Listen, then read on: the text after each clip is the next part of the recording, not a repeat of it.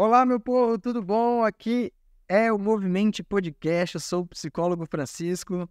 Sou o João. Muito bem-vindos todos vocês.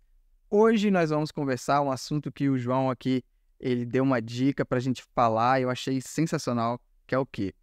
Quando é personalidade e quando é doença, quando é transtorno ou distúrbio, qual que é ali o equilíbrio entre essas coisas? E aqui eu já passo a bola para o João, para ele falar aqui para a gente o que ele pensou ao dar essa perspectiva para a gente conversar, só para dar um assunto inicial. E aí, João, como é que é essa parada para você, cara? Então, cara, por que eu trouxe esse tema, né? Transtorno de personalidade. Uhum. Primeiro, é um tema que muitas pessoas não sabem que existe, né? Então, é muito comum que uma pessoa que tem um transtorno grave de personalidade seja taxada somente como uma pessoa chata, indesejável, né? Uhum. Das pessoas acham que ela é estranha, e etc. Sim. E o segundo ponto é porque é o seguinte, hoje eu sou médico do SUS, né? Além de trabalhar aqui no consultório particular, eu atendo pelo SUS, no Centro de Referência de Saúde Mental aqui de Belo Horizonte. E o que acontece? Aqui no SUS a gente lida muito com os gastos, né? Os custos diretos e indiretos de cada tratamento, de cada transtorno, de cada acometimento psíquico que a pessoa pode ter. E o que a gente percebe é que os transtornos de personalidade hoje, eles chegam até a superar alguns transtornos super graves e conhecidos, né, em termos de custos. Uhum. E o que eu quero dizer de custo, né? Tanto custo para o serviço, então é custo com os medicamentos que são utilizados, com os profissionais que são demandados, Sim. com o tempo do serviço que aquele paciente demanda, e os custos também para o paciente. Então, perda funcional, perda do emprego, perda dos relacionamentos, né? Inclusive desenvolvimento de transtornos mentais graves e secundários Sim. a esse transtorno de personalidade. Então, hoje os transtornos de personalidade eles são um problema real assim do sistema de saúde, seja o sistema do SUS, seja o sistema geral, né? E é um desafio para todos os profissionais. Eu acho que eu poderia falar que o transtorno, quando vem um paciente e a gente identifica um transtorno de personalidade, você sabe que vai ser um desafio, não? Sim. E muitas vezes um desafio, na minha visão, pelo menos um desafio maior em muitos casos do que os transtornos mentais Uhum. primários, né? Então, por exemplo, você tem um transtorno depressivo maior, transtorno mais, entre aspas, famoso hoje em dia, né? Que é a famosa depressão. Sim. Que responde muito bem ao tratamento medicamentoso. É claro que tem casos de depressões refratárias ao tratamento, casos de depressão resistente, mas geralmente vai responder bem ao tratamento medicamentoso, né?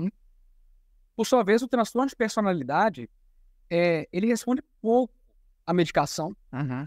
Ele muitas vezes é resistente à terapia, então o padrão de autossabotagem, né, de ganho secundário dentro do transtorno de personalidade é tão grande, a gente vai falar um pouco sobre isso, acredito, sobre autossabotagem, transtorno, né, Sim. ganho secundário, porque isso tem tudo a ver com transtorno de personalidade, e às vezes isso é tão importante que também para a psicoterapia é um desafio grande, assim, esse paciente Uhum. com transtorno de personalidade, né. Sim. O transtorno de personalidade ele tem um desafio também no tratamento, que é o seguinte, né? O que a gente até falou nos últimos episódios, caso você não tenha visto, procura o último episódio sobre transtorno de ansiedade. Isso. É a dificuldade que muitos pacientes têm de entender que o processo de recuperação, de reestruturação da saúde mental é um processo, né? Uhum. Muitas vezes as pessoas querem pílulas mágicas para quê? A Sim. pílula da felicidade, a pílula da produtividade, a pílula do sono, e assim vai. É uma pílula para me trazer isso, né? Então é sempre assim. E no transtorno de personalidade isso não vai acontecer, não vai mesmo. Então, é um paciente que é um desafio para o serviço, né? Então, falando um pouquinho sobre a minha perspectiva sobre transtorno de personalidade, primeiro, o que é, na minha visão como médico, assim, né? Eu entendo personalidade como um padrão de pensamento, percepção, reações, relacionamentos, né? Que permanecem estáveis ao longo da vida. Então, a gente muda ao longo da vida de várias formas. Mas tem padrões de comportamentos, pensamentos, sentimentos, ações, Uhum. reações, que fazem parte de quem nós somos ao longo da vida e permanecem conosco. Sim. Não que sejam imutáveis, mas são resistentes. São muito intrínsecos a nós. Sim. São misturados a quem nós somos, a nossa percepção do eu, né? Uhum. Então, essa seria a personalidade da pessoa, né? Sim. Eu até gosto de falar também que a personalidade da pessoa, isso é muito comum hoje, que está em alta a famosa síndrome do impostor, né? Uhum. Também é uma construção, né? Então a personalidade tem até um nome, diz personalidade, é a persona que a pessoa expressa, né? Sim. Então Personalidade é a expressão do seu eu interior, né? Como que aquilo se manifesta para você. Então, isso é o que todos temos. Cada um tem a sua personalidade. Uhum. Quando passa a ser um transtorno de personalidade? Quando esses traços, que são normalmente padronizados, que são persistentes ao longo da vida, eles se tornam muito pronunciados, muito rígidos, muito mal adaptativos, né?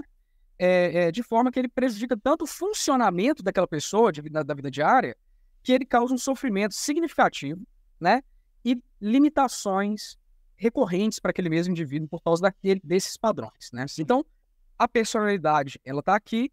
Quando algum traço ou vários dessa personalidade se tornam um problema, se tornam grandes demais, ou exagerados demais, ou desproporcionais, né?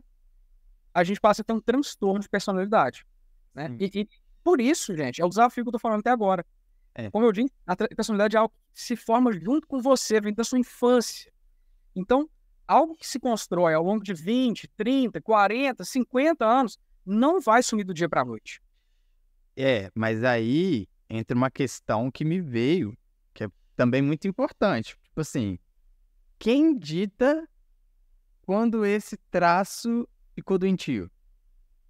Quem dita durante... É uma pergunta? É uma pergunta, do tipo assim, porque assim, historicamente, essa questão foi utilizada muito para dizimar populações. Dizimar. Agora nós estamos vendo aí a questão da Palestina e de Israel, esse combate aos judeus, né? Que não é nem um traço de personalidade, mas um traço sanguíneo, vamos dizer assim, de raça, que não deve existir. Nós tivemos a Segunda Guerra Mundial, mas na história também, tanto da medicina quanto da psicologia, o traço, por exemplo, a pessoa com síndrome de Down não devia existir, era deixado para morrer sozinho. Né? Até pessoas homossexuais. Os homossexuais foram perseguidos, tanto por igreja, tanto pela própria sociedade. E essa questão da normalidade é um ponto muito importante. O esquizofrênico, que durante muito tempo passou violência pela própria psicologia, pela própria medicina, nos campos de quase um campo de concentração que era os hospitais psiquiátricos, que eles amarrados assim, né? Tipo assim, você não pode ter esse traço, porque isso não é um traço de personalidade, isso é algo anormal. E quem sabe, e muitas das vezes foi utilizado para fazer uma higiene social, né? Não sei se eu peguei muito pesado. Não, cara, eu acho que você levantou um ponto muito, muito bom, sabe? Porque isso aí, pra mim, é o principal perigo, sabe? Porque muita gente tem até resistência com a terapia justamente por causa disso, que a pessoa, ela acredita que ela vai, seja com médico, seja com psicólogo, né? Ela acredita que entrar na terapia, ela vai deixar de ser ela. Então, muita gente fala, olha, eu não quero tomar remédio porque eu quero ser quem eu sou. Sim. Né? A pessoa vem com essa percepção. Tenho medo de perder aquilo que é tão bom em mim, né? Exato. TDAH acontece muito isso, né, João? Demais. A minha criatividade, né, cara? Exato. Cara, e por que é isso? Justamente por causa dessa história que você falou, né? Por causa do histórico da saúde mental, de tentar padronizar pessoas. Sim. Né, velho? E isso é um problemão. Só que o transtorno de personalidade, quando que ele é um problema? Primeiramente, já começa pelo nome. Quando a personalidade daquela pessoa é um transtorno para ela. Perfeito. Já começa por aí. Esse é o primeiro ponto. Tem que ser... A própria pessoa tem que perceber aquilo como um problema. Como um problema. Muitas vezes ela não sabe que o problema vem disso. Sim. Né? Então, os transtornos de personalidade, eles são muito comuns terem comorbidades, né? A maioria dos pacientes que eu atendo com transtorno de personalidade vem ao consultório por um transtorno de ansiedade. Certo. Porque, como a gente disse no último episódio, quem não viu... Veja, gente, olha, ficou muito bom, muito bom. Sobre ansiedade, né? A ansiedade, ela geralmente vem para te falar alguma coisa. Sim. Para falar, olha, alguma coisa não tá legal, alguma coisa tá errada, né? Então a pessoa vê, olha, eu tô muito ansioso e tudo mais. E quando você vai tentar entender a origem dessa ansiedade, aí vem a importância de tentar entender a origem das coisas e não só medicar os sintomas, né? Você percebe que dentro da origem daquilo, um dos fatos de que é um dos principais gatilhos para aquele indivíduo é a mal adaptação dele ao ambiente devido à personalidade, sabe? Então isso é um indício forte de transtorno de personalidade. Sim. Mas o que o profissional de saúde tem que ficar atento, né, Francisco? Qual é o ambiente que aquele indivíduo está inserido? Qual é a expectativa daquele indivíduo de ser igual dentro daquele ambiente, né? E qual que é a percepção dele de diferença, né? Então, por exemplo, eu tenho pacientes que já vieram para mim acreditando ter um transtorno de personalidade, por quê? Porque eles vêm de uma família em que ninguém pode falar alto, todo mundo tem que sempre falar baixo, tem que ficar sempre contido. Interessante. E a pessoa tinha um perfil mais expansivo, né, de ser. E a pessoa vê, olha, eu acho que eu sou borderline, porque eu sou muito exagerado, e não sei o quê. E conversando com a pessoa, você vê, olha, não tem nada exagerado em você, né? Sim. Agora, quando que isso realmente é um problema, né? Quando isso se torna egodistônico, na minha visão. Ou seja, quando o indivíduo, ele já vê aquele padrão, aquele traço de comportamento distoante da percepção dela de si. Então ela fala, olha, eu sou uma pessoa que eu gosto das pessoas, eu gosto de conviver, eu gosto de conversar, eu quero ser uma pessoa agradável. Mas a pessoa chega perto de mim, eu xingo ela, se ela fala uma pequena coisa que eu não gosto, eu reajo de uma forma tão grande e depois eu me sinto péssimo por isso. Eu não estou conseguindo controlar isso. Então, essa perda porque, é claro, a gente não controla tudo que a gente sente, pensa, faz, né? Não tem como. Até essa tentativa de controlar isso demais é uma das origens de problemas ansiosos também, mas esse indivíduo, no caso, ele não consegue adaptar algum de seus traços que está trazendo sofrimento para ele pela má adaptação. Então, assim, Francisco, a resposta para a sua pergunta não existe, na minha visão, assim, porque o transtorno de personalidade ele não é um diagnóstico qualitativo, que você fala tem ou não tem. Ele é um diagnóstico dimensional. Sim. Ou seja, até onde os traços de personalidade desse indivíduo têm sido um problema, uma causa de sofrimento para a vida dele, né? E o que a gente pode fazer para melhorá-los? Eu acho que seria por aí. Respondeu? Nem sei. Não, eu acho que sim, com certeza. E colocou, no mínimo, uma dúvida boa na nossa cabeça, né, cara? Na psicologia, a gente sempre, quando vai estudar alguma coisa, a gente estuda o histórico daquilo, né? Então, eu lembro de um livro que me marcou muito. Eu não lembro o autor, não sei se é o Freise ou a Freise, enfim, John Freise, sei lá. Chama O que é Loucura? E esse livro me marcou muito porque ele dá o histórico da loucura. E a loucura, esse nome, ela já foi utilizado para, por exemplo, olha só que interessante. Interessante não, que triste às vezes, né? Pessoas canhotas. Não poderiam ser canhotas. Era loucura. Eu conheço, Francisco. Eu conheço um paciente que não é tão velha assim, que é canhota e foi obrigada a aprender a escrever e fazer tudo com a mão direita na escola. Olha aí. Olha só. Então, a gente pega isso a nível, de fato, biológico, fisiológico, prático, e pensa isso a nível de, por exemplo, de alguém que questiona uma política de uma certa época, aquela pessoa, qual que era o argumento para aquele rei, ou alguém que, aquela, sei lá, vamos chamar assim, quem mandava ali naquela sociedade, justificar alguma brutalidade, chamá-la de louca. Falar que essa pessoa está, entre aspas, hoje seria colocado num transtorno. Entendeu? Então, tipo assim, é uma questão muito complicada que eu acho importante a gente refletir, sabe? E entender também, para as pessoas compreenderem que a personalidade, ela é nunca totalmente, extremamente funcional, perfeita. Tipo assim, você tem que ter a personalidade, então, perfeita, no sentido de tudo tem que estar funcionando, tudo não pode ferir ninguém, não pode... Tudo tem que estar no lugarzinho. Não, também não é isso, né?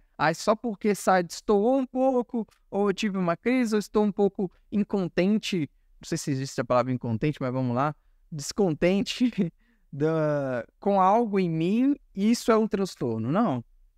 Acho que a questão é quando se torna aquilo massivo vai tirando a minha paz, vai me angustiando durante muito tempo.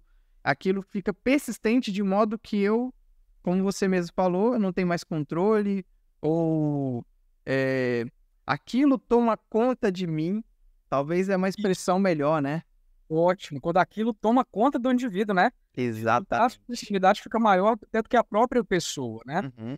E aí entra uma coisa que você me falou, João, que me abriu muito a cabeça, cara, das atitudes compensatórias, né? Porque geralmente aí a pessoa vai para alguma compensação para driblar aquilo.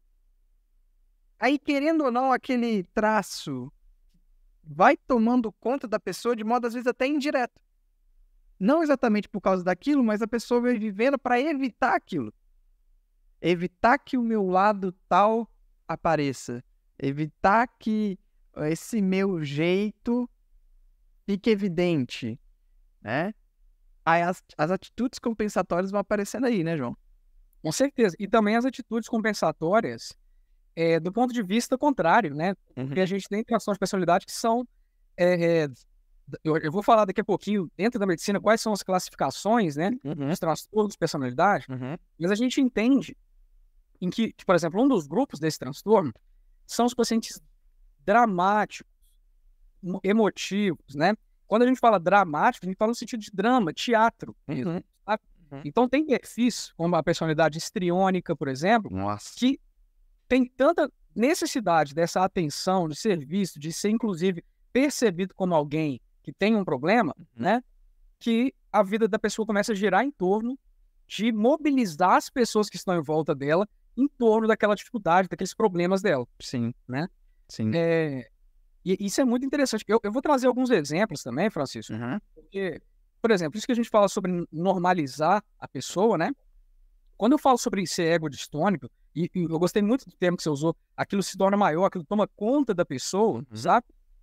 Tem pessoas que o principal sofrimento dela é não fazer algo que não é involuntário. Como, por exemplo,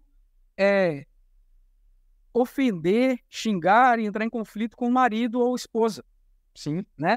Essa pessoa, ela chega desesperada no consultório e fala, olha, eu não aguento mais fazer isso, não quero ser assim, eu tô sofrendo demais, não sei o quê.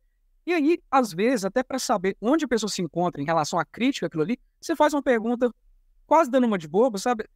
Por que você não para? Muitas vezes essa pergunta choca a pessoa. O que te impede de parar, então? Isso. E aí vem... aí a pessoa ela se protege naquele momento. Eu não consigo. Porque a gente já tem um mecanismo natural de proteger a própria personalidade. Sim. Né? As personalidades, geralmente, elas são frágeis. Elas são criadas... Assim como elas são criadas em torno da nossa vivência, e a nossa vivência ela é recheada de inseguranças no percurso, essas inseguranças vêm para a personalidade. Sim. Né? Então, da mesma forma que, por exemplo, a nossa sexualidade muitas vezes é frágil, muitas vezes os nossos conceitos de autoestima, né, de reconhecimento são muito frágeis, a personalidade também. Sim. Né? Então, aquele indivíduo, ele sofre, por exemplo, por ser taxado de alguma coisa. Mas ele não consegue mudar aquele padrão de comportamento. Sim. Então, seria essa persistência, né, Francisco? Exatamente. Agora, eu queria jogar a bola para você, cara. Sim. Dentro da sua área de conhecimento, da sua experiência também, como que o indivíduo com um transtorno que desenvolve um transtorno de personalidade, né? Na medicina, a gente só considera um transtorno de personalidade a partir dos 18 anos. Porque até então o indivíduo está numa fase muito formativa e a gente sabe que a neuroplasticidade ela perdura até depois dos 18 anos. Então, tem alguns pacientes que eu demoro até os 20, 21 anos para falar que, olha, esse cara já está desenvolvendo um transtorno de personalidade, sabe? De onde que vem isso? Por que a pessoa cria um transtorno de personalidade? Assim, ela nasce isso, como é que é pra você? Cara, eu não posso dar uma resposta geral para todos, né? Porque seria muito pretensioso da minha parte. Eu posso dizer assim que às vezes o transtorno de personalidade ele transcende a história do indivíduo, como você mesmo falou. A história da família, às vezes, já pressupõe um aparecimento de um transtorno de personalidade. sabe? Na maioria, né? Na maioria. Isso a gente pegando aqui de modo raso, né? Às vezes, até se você se permitir brisar um pouco mais, você fala assim, olha, faz sentido essa pessoa estar com esse transtorno de personalidade, porque essa família precisa de alguém assim, que quebre esses padrões. É isso numa perspectiva reflexiva aqui, tá, gente? Não vamos para uma coisa muito pragmática, não. Então você vê que a Gestalt terapia fala muito sobre a ideia de campo, do ambiente, de que as pessoas que vivem no mesmo ambiente acabam formando um mesmo corpo, um mesmo organismo, que é a expressão que a gente usa, e de que às vezes aquele organismo ele está tão rígido que precisa que alguém quebre aquele rigidez desse organismo. Você usou a palavra rigidez, estou usando também. E às vezes o transtorno de personalidade vem para quebrar essa... E aí alguém é o bode expiatório, vamos dizer assim. Então, na maioria das vezes, sempre tem um histórico familiar, né? E, ou melhor, não ir, o ambiente é muito forte na questão de personalidade. Com certeza. Fazendo novamente a citação do livro Que é Loucura, tem ambientes ou sociedades que a esquizofrenia, a pessoa era um xamã. A pessoa era uma pessoa que tinha uma comunicação com o divino, o esquizofrênico, e por isso o esquizofrênico ele não sofria. Ele estava numa camada da sociedade de prestígio. Então, como aquilo se encaixa na organização social, no ambiente, aquilo atenua ou não o sofrimento do indivíduo diante de tal traço que ele tem. Aqui eu citei a esquizofrenia, que não é nem um transtorno de personalidade, né? A esquizofrenia já é um transtorno de outra ordem.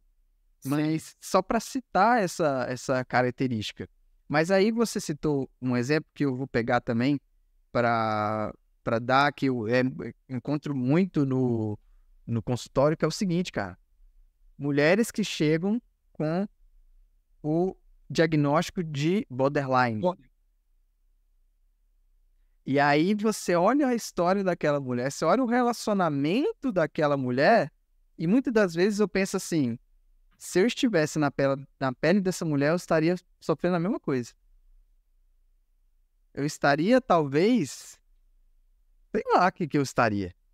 Porque passar pelo que ela passa, o contexto, você raramente vai encontrar uma borderline, vamos falar assim de modo mais escrachado, numa relação saudável da outra parte também. Geralmente é tóxico dos dois lados. Às vezes até pior, né, João? Com certeza. Geralmente, quando você chega um paciente borderline com o parceiro, e olha só, gente, eu tô falando parceiro no masculino, porque tem um histórico muito machista do diagnóstico do transtorno borderline. Muito machista, muito machista. Tem transtornos que são, sim, mais prevalentes em determinado sexo. Mas, com certeza, no caso do borderline, é um transtorno com um histórico muito social de mulheres serem colocadas nesse papel. Exatamente. Né? Até porque é um diagnóstico muito desmerecedor. Até para o próprio... Eu posso falar isso de quem trabalha no SUS. Sim, sim. Quando a pessoa chega no SUS com um diagnóstico borderline, isso muitas vezes estigmatiza o paciente, até mesmo para os profissionais de saúde que estão ali. Exatamente. Né? Então, é uma forma meio que de falar, olha, o que essa pessoa falar, não dá muita bola, não, que ela está exagerando.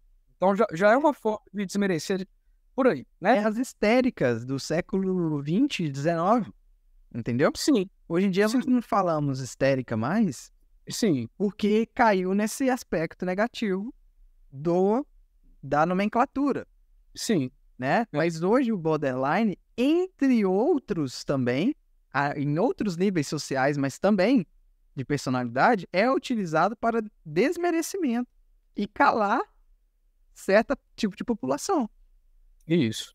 Mas isso não significa, pelo menos na minha visão, tá? Que eu não acho que não exista transtorno de personalidade borderline. Existe.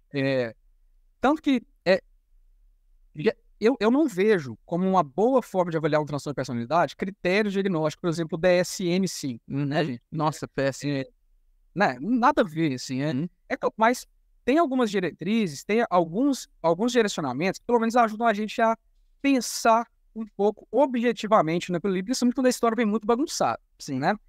Então, quando a gente fala de borderline, por exemplo, e borderline é um assunto super interessante falando de personalidade, porque hoje a maior demanda de gastos do sistema de saúde com transtorno de personalidade é com transtorno borderline. Olha só, não sabia dessa. Os dois transtornos que mais demandam do sistema é o transtorno borderline e o transtorno de personalidade obsessivo-compulsiva, né? Que lembra muito o TOC, mas não é. Então, é como se fosse um TOC que não responde bem ao tratamento do TOC. Muito misturado esse transtorno, né? Então, assim, borderline, eu acho que é um bom exemplo até pra gente pegar, pra gente tratar isso, né?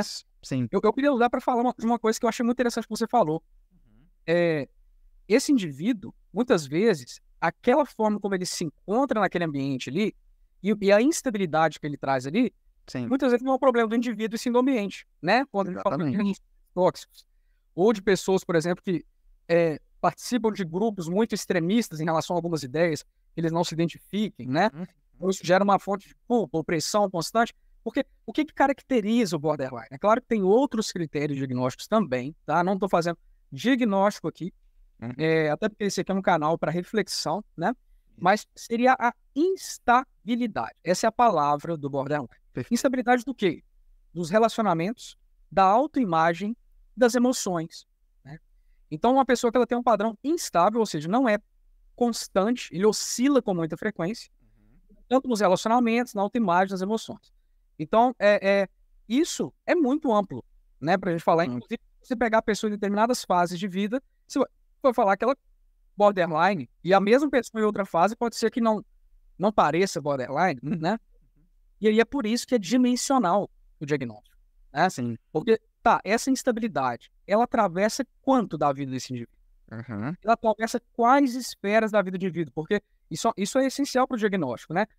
Eu sou instável, eu sou descontrolado, não consigo me controlar, meu marido sempre fala que eu não, sei lá, que eu não me controlo, que eu sou emotiva demais, que eu surto com... E como que você é no trabalho? Não, no trabalho eu sou tranquilo, eu sou amigo de todo mundo, faço tudo bem. Pois é. Não é um transtorno de personalidade, é um transtorno de relacionamento, né? Sim. Então, se é um transtorno de personalidade, isso tem que atravessar todas as esferas da vida do indivíduo. A própria palavra transtorno, né, denota isso, né? Quando é transtorno, é o completo, né? Quando aí, vamos dizer assim, um distúrbio, a gente é algo mais focalizado, né? Exato. Tem essa diferença. Então, aí que tá. E que é muito mal diagnosticado por certos profissionais, porque eles pegam uma via só. Aí a gente lembra da questão do holístico, né? Eles pegam uma etapa só da vida da pessoa. Ok, você tem isso. Mas e o resto? E aí que entra a minha parte, né, João? Desculpa ter te cortado, cara. Mas, Não cortou, não. Eu tô... eu acabei pegando aí, entrei falando. Pode continuar o que você tava falando, cara. Não, mas é isso, eu tinha concluído. É justamente essa ideia, então, de você não categorizar simplesmente o fato daquele indivíduo não estar se adaptando bem. Exatamente. Porque não se adaptar bem faz parte da vida. Adaptar é difícil, né? Sim. A ideia é o seguinte, agora, uma coisa é o indivíduo falar isso, outra coisa é falar, olha, eu não me relaciono bem com ninguém do meu trabalho, eu tenho vários conflitos, eu já saí de 5 empregos, todos por causa de brigas com colegas de trabalho, ou por não conseguir respeitar as regras do ambiente de trabalho. Sim. Eu já estou no meu 4º casamento, nunca terminou por causa de traição nem nada, sempre é por causa de brigas, geralmente começadas por mim, porque eu sou muito ciumento, ou muito ciumenta. Então, olha como é que a pessoa começa a demonstrar que o sofrimento dela, aí que tá, o que indica tratamento na saúde mental, né? Sofrimento. Sofrimento, sim. Sofrimento. Sem sofrimento, não tem necessidade de tratamento. Exatamente. Então, se o sofrimento da pessoa vem da personalidade dela, isso para mim já começa a pensar no transtorno de personalidade. Porque, como eu falei, não é categórico. Mas eu não sei qual que é. Será que essa pessoa é borderline? Será que ela é histriônica, é paranoide? Será que ela é esquiva? Não sei. O eu da pessoa está trazendo sofrimento para ela. Então, algo que é bagado aí. É um fetiche, né, hoje em dia, de ter um nome, né, cara? Exato. É uma necessidade de ter esse nome, né? Isso traz um conforto que eu não acho positivo. Exatamente. E aí, tipo assim, as pessoas hoje, por terem características, elas falam, ah, mas ele é esquisito. Mas tá trazendo sofrimento, como você falou. Às vezes a pessoa só é esquisita e beleza. É belo ser esquisito na sociedade atual, onde todo mundo é igual, né? Aí, o problema muito grande, quando você me perguntou, né, da onde vem os pais, eles acabam patologizando muito os filhos que têm uma personalidade diferenciada. Fala assim, nossa, mas ele é desse jeito. Aí você vai buscar, você não vê ali um pouco de sofrimento para o filho. Às vezes você vê um pouco de sofrimento só para os pais em ver ele ser de tal maneira. Claro que, gente, existe a situação da pessoa que faz o outro sofrer e isso é um transtorno, sim. Mas o que a gente geralmente observa, principalmente com os adolescentes, crianças e adolescentes, os pais querem encontrar um nome para justificar a esquisitez, a diferença, o porquê que aquela criança é tão diferente assim de mim, né? E quer um nome. E às vezes encontra. Ou de mim, ou da minha expectativa, né? Ou da minha expectativa. Exatamente. E aí que é um nome. Então, gira em torno de tudo isso. Hoje em dia, as pessoas, por terem uma característica diferente, querem encontrar um nome para se dar e justificar, às vezes, um próprio ato. Ao invés de pegar e falar assim, não, eu faço isso porque eu quero, eu faço isso porque sou tal coisa. Sou tal transtorno. Tal CID. Sabe até o CID. O F tantos, né? Então, é complicado, é um assunto que eu acho que a gente deu a entender aqui, que essa parte do sofrimento da pessoa, o traço de personalidade, aquilo transtornar a vida da pessoa. E o que eu falei, até para dar aqui o tom de finalização do nosso papo, que daqui a pouco eu tenho que ir atender outra pessoa, que na minha terapia, eu geralmente foco muito na pessoa que tem algum transtorno de personalidade, nos pontos que ela vai muito bem, os pontos que são muito importantes. Literatura, seja filme, se a pessoa desenha bem, se a pessoa gosta muito de música, pegar aquilo e maximizar para o resto da vida. O elemento fundamental que faz a pessoa ter muita satisfação, prazer, ela se enxerga naquilo, eu geralmente tendo daí. Claro que cada caso é um caso, lógico, né? Mas eu gosto de partir para aonde, então, essa pessoa não é transtornada. Posso dar um exemplo? Claro. Um exemplo aqui, não fechando o diagnóstico, até porque eu não conheço pessoalmente esse indivíduo, né? Mas pelo histórico que eu conheço, da história dele, eu já li, eu já vi, até em filmes biográficos sobre ele, o artista, rapper, Eminem, né? O norte-americano. Eminem, ele tem uma questão interessante, para quem não conhece, Eminem é um rapper norte-americano, um cantor de rap, né? E o Eminem, ele tem um padrão de personalidade extremamente instável, extremamente volúvel em relação à forma que ele se manifesta, os relacionamentos instáveis. Se você for pegar a vida do Eminem, o que ele mesmo fala sobre ele, o que as biografias falam, você poderia pensar que tem uma grande chance de que o Eminem fosse com um transtorno de personalidade borderline, por exemplo, né? O que Eminem faz? Eminem tem 3 tipos de álbuns diferentes. Em um álbum, ele se denomina Eminem, em outro, ele se denomina Marshall Mathers, e em outro, ele se denomina Slim Shady. Em cada um dos álbuns, ele demonstra uma faceta diferente da própria personalidade. Em uma delas, uma faceta agressiva, hostil, rancorosa, e ele expressa tudo isso na música. Isso foi que principal levou ele ao sucesso. Sim. Né? Hoje é um dos rappers mais conceituados da história. Né? Então, no outro, ele expressa as angústias, os medos, as inseguranças, enquanto no outro, que é o Marshall Mathers, ele pondera tudo isso, né? Como que isso tudo atravessa. Então, é o exemplo de uma pessoa que, em vez dele... Eminem poderia simplesmente ter começado a tomar um monte de remédio, entrado numa vertente ali de autopiedade, ou de se dar um nome e tudo mais, e hoje ser ninguém, né? Sim. Mas em vez dele mudar isso, ele mudou o local onde ele estava. Ele se movimentou. Exatamente. Né? Deu vazão através da arte. Exato. E a arte tem que ser um dos podcasts que a gente vai falar aqui, porque a arte é fantástica. Com certeza. Né? Francisco, eu sei que a gente não tem tanto tempo, mas gostaria de pontuar, então, antes da gente finalizar, Sim. uma coisa para ficar claro, gente, para todo mundo que está vendo, é o seguinte: nós não estamos falando aqui que não existam transtornos de personalidade. É isso aí. Claro, a gente passou o podcast aqui dizendo que existem transtornos que se localizam na esfera da personalidade, assim como existem transtornos que se localizam em qualquer esfera, né, da vida, assim, do mundo, né? Agora, tem elementos em que geralmente a visão para essa pessoa, saída, vazão para esse indivíduo, é ele se movimentar, ele mudar o local onde ele está, ele mudar a perspectiva dele a respeito das coisas, mudar o enquadro, né, em que ele se encontra na vida. Mas tem também casos muito graves em que isso já se enraizou tanto no eu daquele indivíduo que para ele é muito difícil de mudar sem ajuda. E aí a ajuda profissional é essencial, né? Sim. Eu queria trazer... Opa!